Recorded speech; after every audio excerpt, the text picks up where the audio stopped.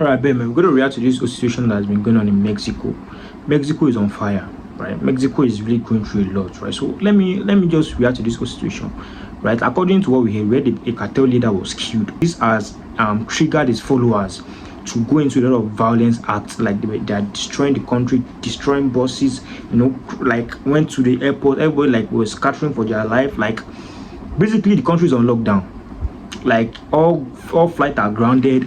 Mentioning the country is basically on lockdown. So before I react to this whole situation, I want to give you a quick story of how the cartel started, right? So as at 1920, right, alcohol was banned in the United States. I think it was banned for about 12 years. That's about like 1920 to 1933. So at this point, you can't drink alcohol in the United States. You can't buy alcohol. So whatever, if you are drinking alcohol or you are buying alcohol, it's illegal. So a group of people came together and were like, yo, we could like sell alcohol like illegally into like United States and like make money off this shit. Like they came with this idea, right? So they started exporting alcohol to the United States. So this is the reason why a lot of these cartel, their main hub of business is the United States. Like their main like check the like of Pablo Escobar was exporting tons of cocaine into United States. Check that the likes of El Chapo. So this is why the United States are always going crazy about the cartel, because most of this their product is coming into their country. That's why the United States doesn't like the likes of Mexico, Venezuela, like all these countries, because they're like tied to cartels, right? So this is how it all started. Cartel started with a group of people who were like exporting illegal alcohol in the 1920s to United States, because at that point alcohol was illegal in the United States. So at some point in time they were like, yo, we could move into like something different. Like we could move into like marijuana. We could like move into like opium. We could like move into like cocaine. I'm talking about coke, white cocaine, pink cocaine, like mention it, right?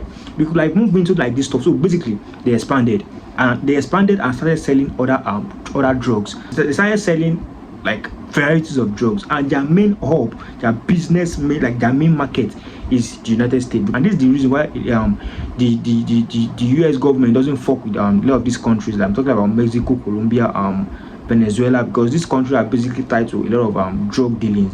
So let's get to this whole situation of how El Mencho got killed, right? So El Mencho is this brutal cartel leader. He's very brutal. Like, he doesn't like, this guy is like, yeah, this guy could like skin you alive for just like messing with his product, or like taking like a couple $1,000s from his money. Like, this guy is fucking like brutal, right? A lot of people fear him. That's how it all started. So this guy brutality was getting to a point whereby the US government, or this guy, not just his brutality, his product was expanding, and his brutality was like getting to a point whereby the US government had to like put a bounty on his head. So the US government started with $10 million, said, yo, if you can give us the whereabouts, or if you can give us a good information that could lead us to El Mencho and could take him down for good, we are going to give you $10 million. But of course, nobody wants to fuck with the cartel member. You don't want to fuck with the fucking cartel member, right? Cool. Nobody gives a fuck. Nobody like cares about information, right? The US added more to the money, added $5 million, and now it's $15 million. Like, yo, if you can tell us the whereabouts, can give us a good information that could make us that could help us like crack El Mencho, right? We are going to give $15 million. We don't want to fuck with the cartel. Nobody gives a fuck, right? Nobody like took the deal. Nobody. So let's get to how El Mencho was killed. He was killed on the 22nd of February. So El Mencho was killed on the 22nd of February 2026. This was when he was killed. So according to the Minister of Defense of Mexico is saying, he said that the person that gave them the information, or the person that led them to El Mencho, was his girlfriend, like a girl that he was involved with, right? So this girl is probably his girlfriend or his concubine or his whatever, right? So this girl visited El Mencho on the 20th, and I think on the 22nd the special operation like commenced. Like they launched a special operation. The girl like told them the whereabouts of El Mencho. I think it was at that point it was in Jalisco, a state in the Mexico. So this special operation, the special ops, got to that location.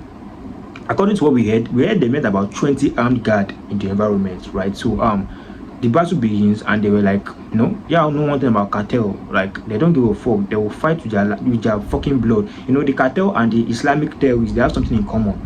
It's they fight for a cause. They fight with like cartel. Like, one thing about cartel is they fight with loyalty. Like, so these cartel members are this kind of people that they are ready to die, and this is one of the reasons why these military men like fear them, right? They are ready to die. They fight with loyalty. They fight with cause. Like they don't give a fuck. Like, they could die right now. Like, they don't give a fuck, right? Cool.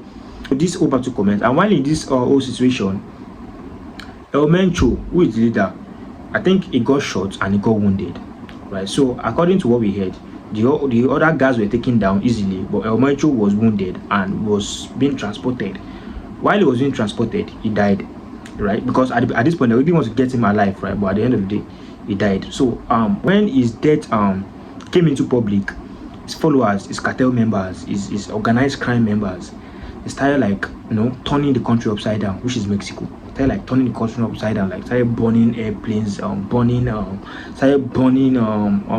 buses. They started like destroying roads. Started like the country was on lockdown. Both tourists, any kind of like you can't go out. Do you understand? They basically like sending a message to the government that yo, this thing y'all did, yo man, y'all have like at this point, like y'all are done for good because y'all have messed with us. Like right now, like we are destroying this whole fucking country. So right now, Mexico is on lockdown, right? The Canada and US have like talked to their citizens that yo, if you're in Mexico or you're a tourist or whatever, you're in Mexico, please stay safe, man. Because at this point, that country is in fucking fire. Like yo, anything like Mexico is in a crazy state right now.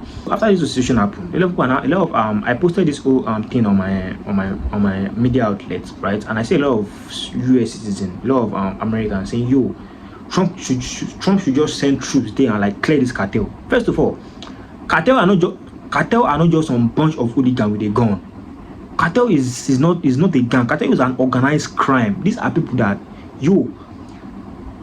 their fighters are trained. Like I'm talking about, like their fighters are trained. Sometimes they even have to hire like mercenaries. Like I'm talking about ex-military men. Like I'm talking about like private military companies that they'll hire them just like fight a war with them, right? So these people have resources. These people have like basically like good weapons. I'm talking about like mad weapons, not just this regular, like not just guns. These people have grenades. These people have launcher. This like any kind of weapon. I don't even know much about weapons, but these people have any kind of weapon, and their force is organized just like military. So when you're fighting with the cartel, it's just like you fighting with another country's military men, not just a bunch of criminals with guns. Like these people are elite, right?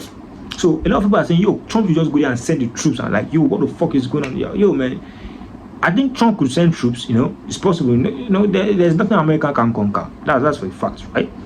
But at this point, the whole country is in an emergency state right now. And we don't really know what is really going on at this moment, but we just know that, the cartels are going crazy, they are burning, they are like destroying the country is on lockdown. We don't really know what else is going on, right? But I wish I could stay tuned. And as long as the information keeps coming up, we're going to give you the information. Like, that's for a fact, though.